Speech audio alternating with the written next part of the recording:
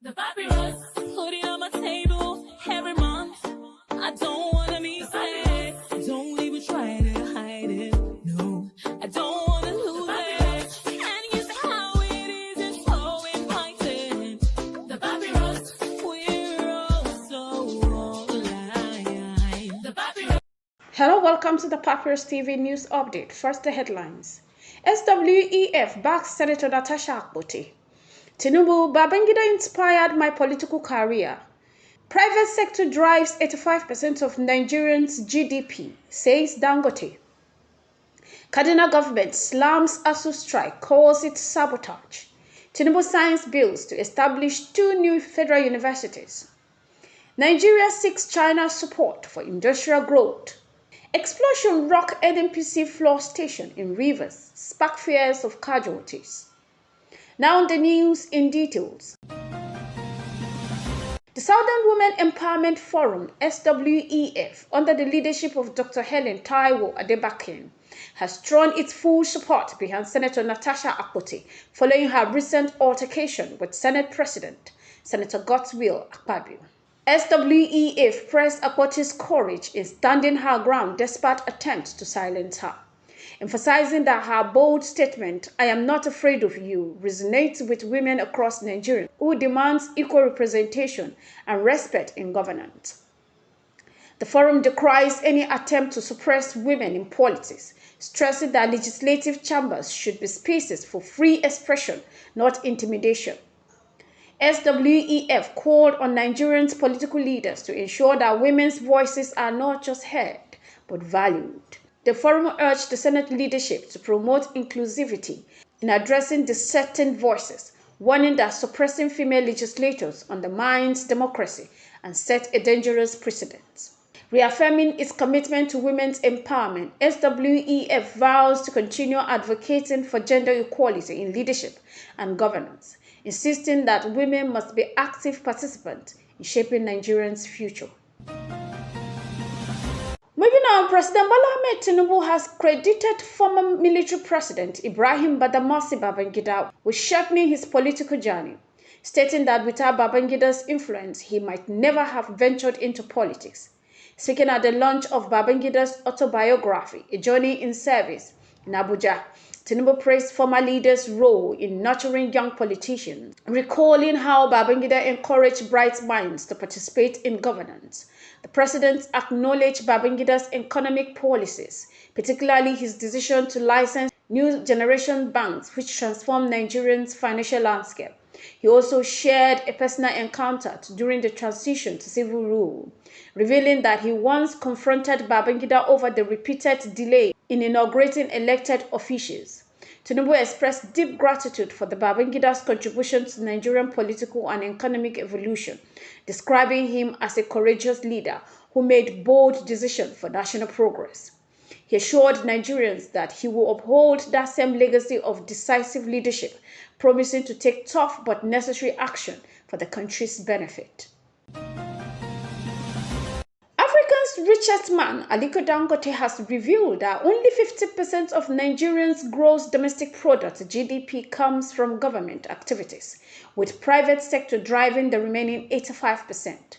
Speaking at the launch of Ibrahim Babangida autobiography in Abuja, Dangote credited the former military president with evolutionizing Nigerian economy by removing restrictive import license policies and ensuring banking licenses.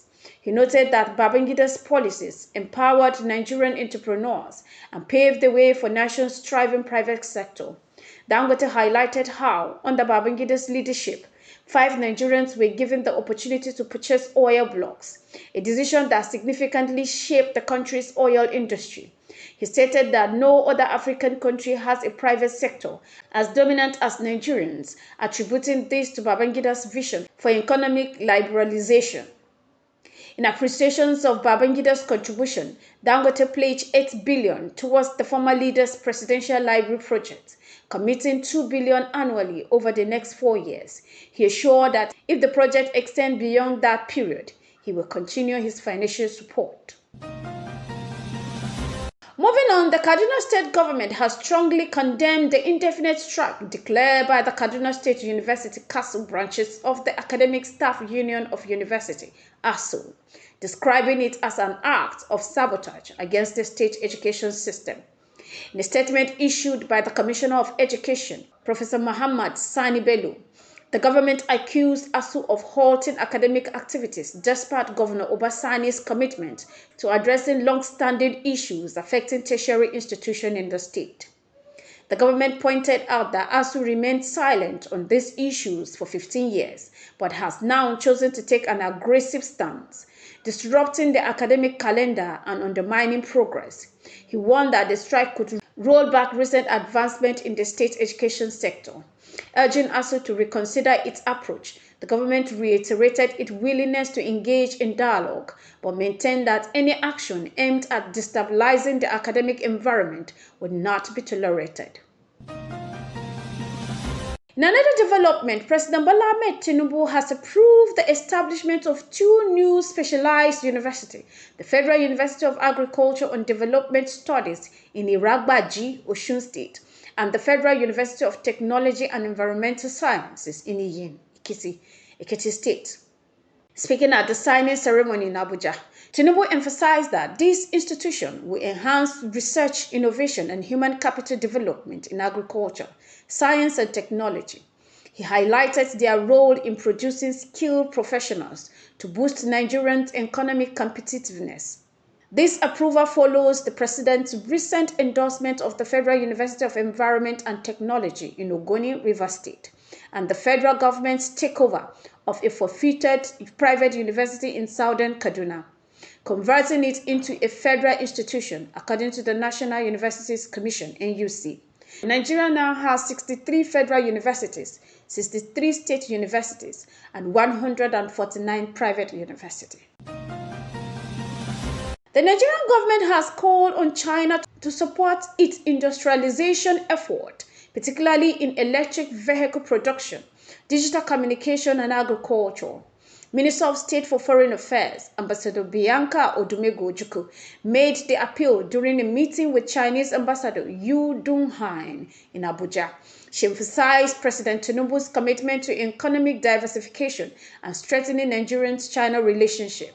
The minister urged China to waive trade tariff for Nigerians, as it has done for 33 other African nations, and highlighted Nigerians' growing interest in Chinese language, with many universities eager to offer Chinese courses. In response, Ambassador Du Hai reaffirms Chinese commitment to supporting Nigerians' economic growth, citing the recent $2 billion currency swap agreement and major Chinese-funded projects such as road construction, rail modernization, and the Lekki Seaport. He also expressed support for Nigeria's inclusion in the G20.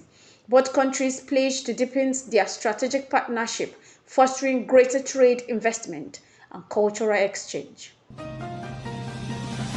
To round up on this segment, two Nigerian National Petroleum Company Limited (NNPCL) floor station near the Carlton Channel off the Bonny coast in Rivers State were engulfed in flames on Wednesday, the 19th of February 2025, following massive explosions. The blast, which occurred around 3 p.m., sent thick plumes of smoke into the sky, triggering panic in nearby communities. The affected facilities, located 30 nautical miles from Bonny, play a critical role in Nigerian oil and gas operations. Video circulating online shows the raging inferno as locals watch helplessly from speedboats. Witnesses suspect that a welding mishap may have caused the explosion. NNPC's officials have visited the site, but the company has yet to issue an official statement. Meanwhile, the Rivers State Police Command has confirmed the incident and launched an investigation. The extent of damage to oil production, potential casualties, and environmental impacts remains unclear. However, the explosion has once again raised concerns about safety lapses in the Nigerian oil and gas sector. This has been the Papyrus TV News Update. The Papyrus, put it on my table every month. I don't